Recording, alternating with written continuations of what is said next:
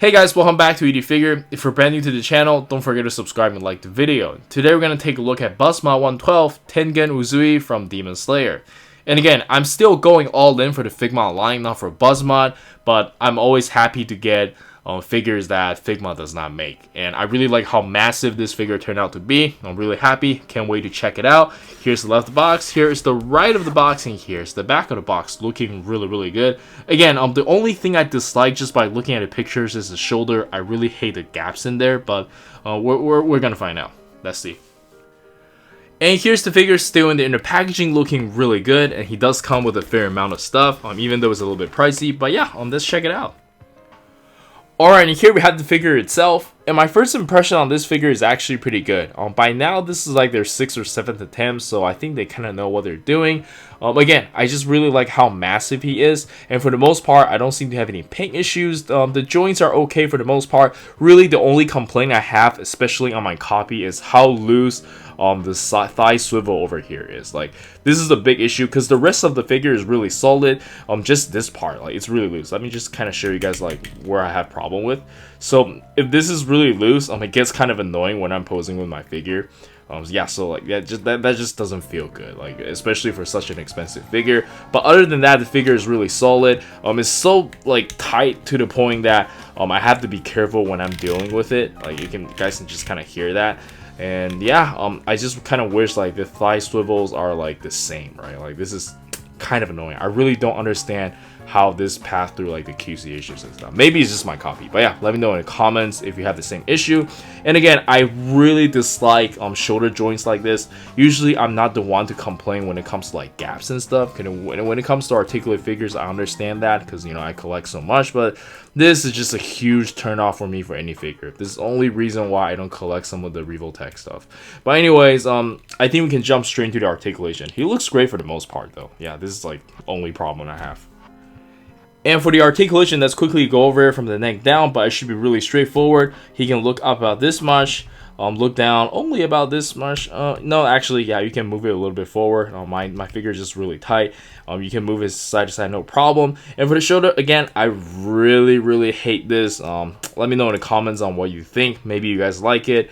And then we do have bicep swivel with a joint over here, and then the regular hinge wrist.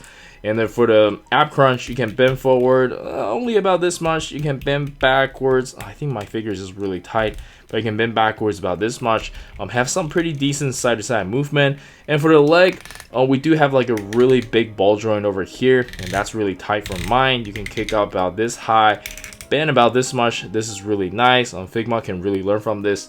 And then you do have side-to-side pivot with like a kind of like a Figma joint and toe hinge.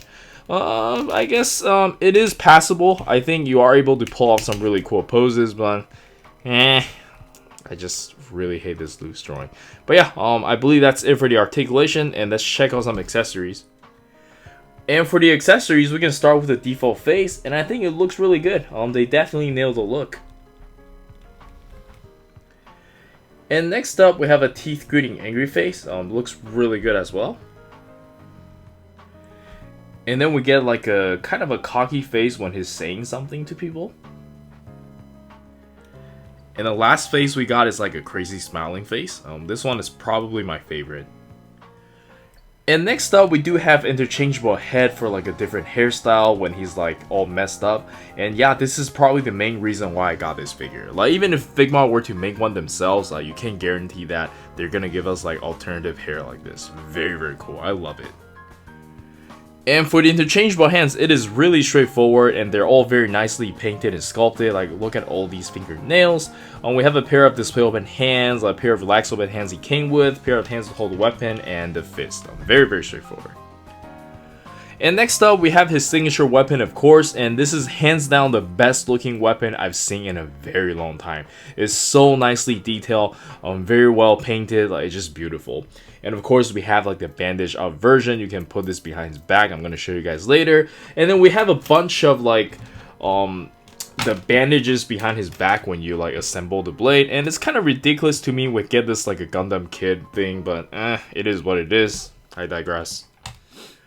And lastly, we have the interchangeable leg for him to sit down on with the mat. This is like the theme Buzzmod is doing with all the Demon Slayer figures, and I think it's really cool. And this mat is super heavy. Like yeah, I think it's heavier than the figure. Well, maybe not, but like it's really heavy.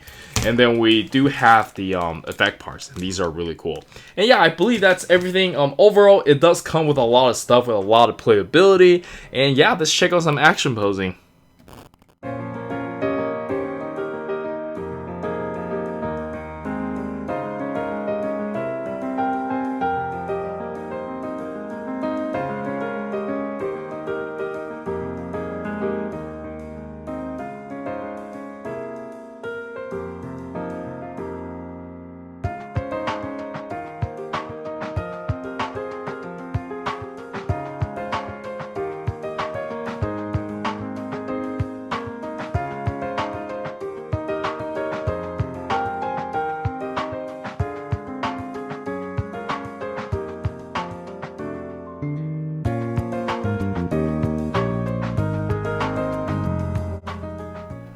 And for the size comparison, let us start with some Demon Slayer Figmas I have around, and I think they look amazing together. Really like how massive he is. This is great.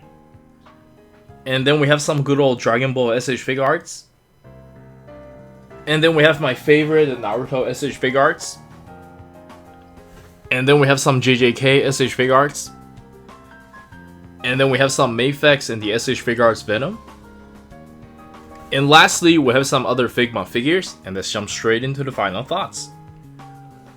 Alright, so for the final thoughts, I think the figure is really decent, and I do highly recommend it. Beautiful paintwork, amazing sculpt, and he does come with a fair amount of accessories. I like the amount of options we get in here, and the expression choices were all spot on. I really like all of them, and I really like the alternative head for the different hairstyle. This is a really cool look of him. And the only issue I have with this figure is just the inconsistent of the engineering and the joints. Some of them are really loose, some of them are really tight. Makes it very difficult to pose with. But that's just me, right? Like, I'm someone who poses with my figures a lot. So if you're only looking for display, I think this is perfect for you. And for now, if Figma is not going to make certain characters, I'm just going to go with the Buzzmod. I think that's my plan going forward. But yeah, I think that's it from me. Do let me know in the comments on what you think. This is Eric. Don't forget to like and subscribe. I'll see you guys in the next video. Peace.